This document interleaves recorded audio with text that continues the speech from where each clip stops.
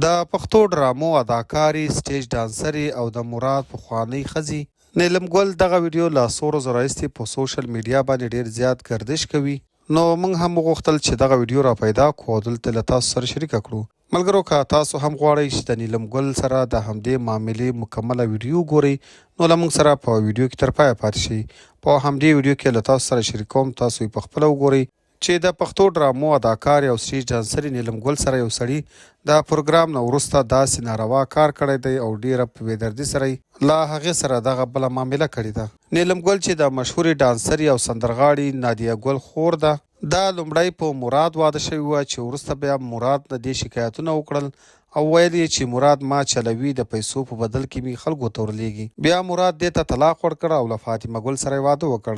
کله چې دا طلاق شوه نو دا بیا واپس سټیج ډانسونو او پروګرامونو ته راوګرځېدله او وخت ناوخته به د خلکو په پروګرامونو کې ګډېدله او شوګانې به یې کولې.